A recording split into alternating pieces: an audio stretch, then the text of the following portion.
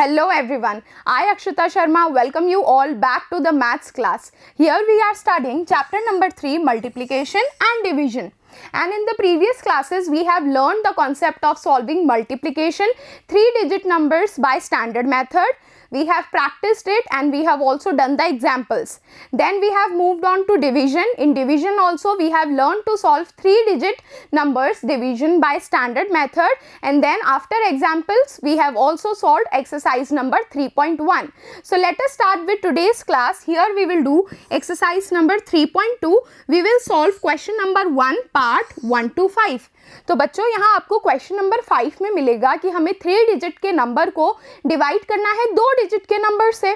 तो आपको पता है डिवाइड करने में हमें टेबल्स बहुत हेल्प करती है। यहाँ पर अगर आपको 11 से लेकर 20 तक की टेबल्स भी लर्न है, आप इन क्वेश्चंस को इजीली सॉल्व कर पाएंगे। So let us start with today's class. Here we have the first question and the first part is to divide 255 by 15। यहाँ हमें 255 को 15 से डिवाइड करना है। देखिए सबसे पहले लिखिए 255। बच्चों ये होता है डिविडेंड, इसे हमें डिवाइड करना है 15 से। जिससे डिवाइड करना है वो होता है डिवाइजर। ठीक है, यहां मैं लिख देती हूं डिविडेंड और ये है डिवाइजर।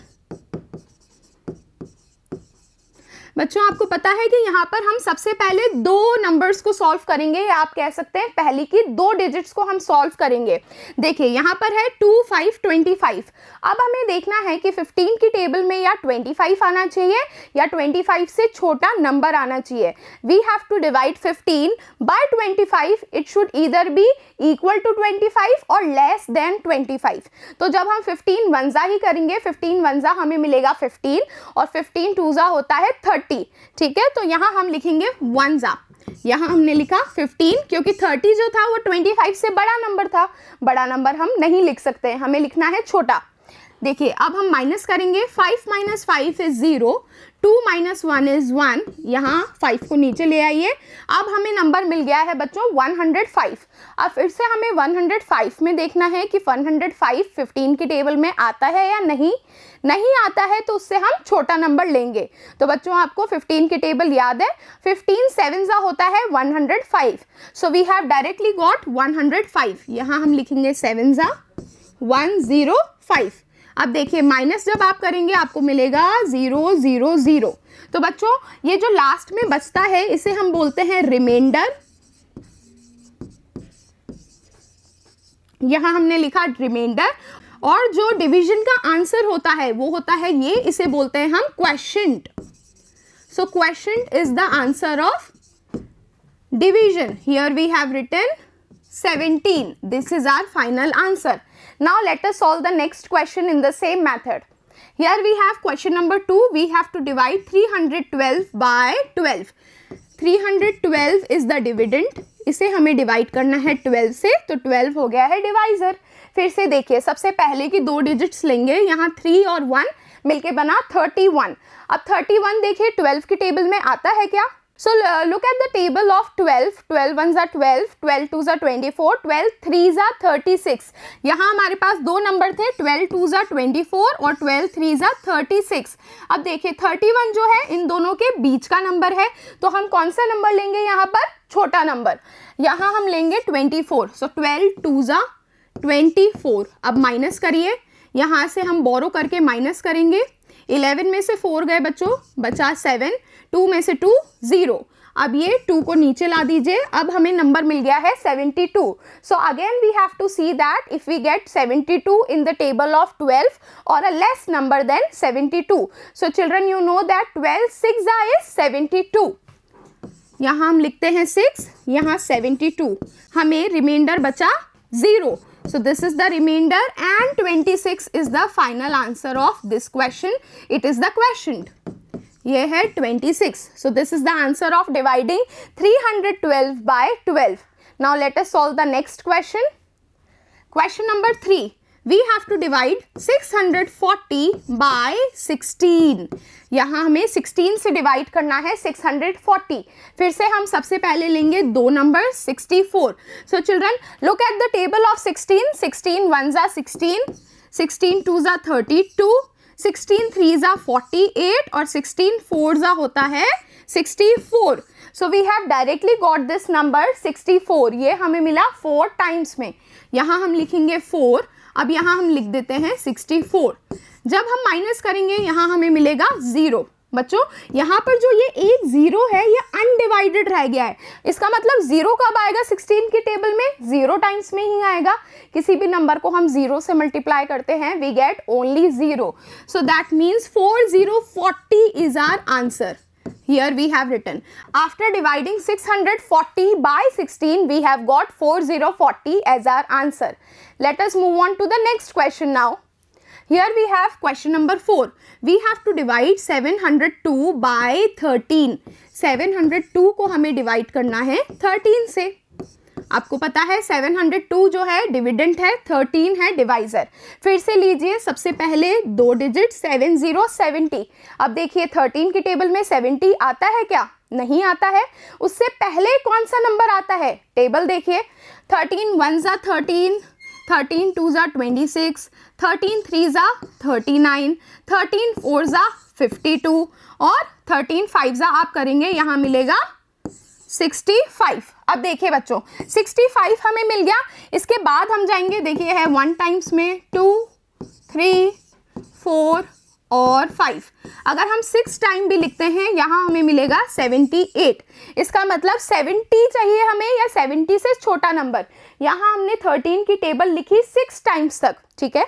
यहाँ हमें मिला 65 और 78 और 7070 जो है वो इन दोनों के बीच का नंबर है. इसका मतलब हम लिखेंगे इससे छोटा नंबर, ये है 65. So 13 5s is 65. Here we have written. Now we will minus it.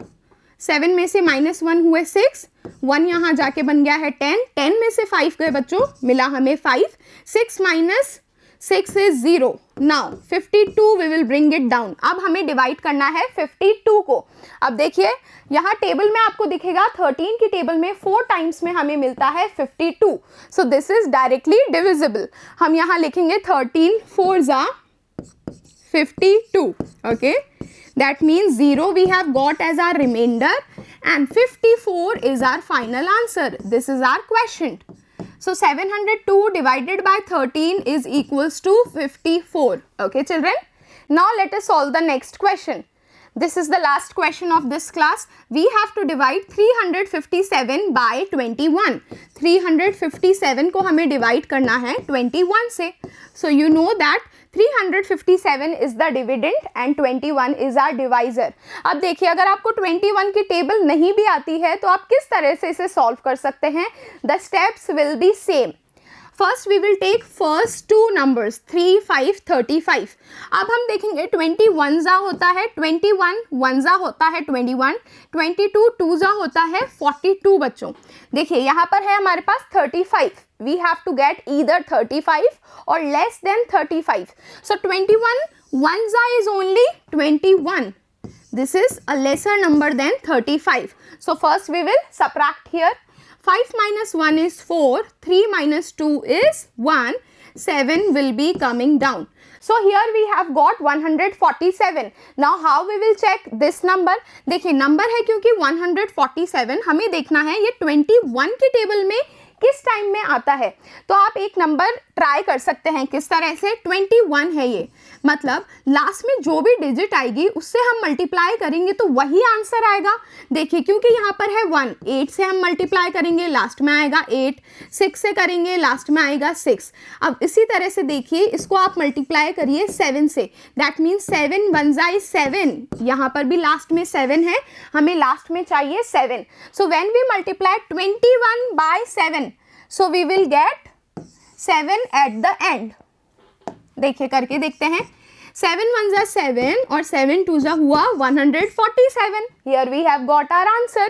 हमें 147 ही चाहिए था, ये हमें मिला 7 टाइम्स में. So 21 7 is 147. When we subtract, we will get only zeros. That is the remainder.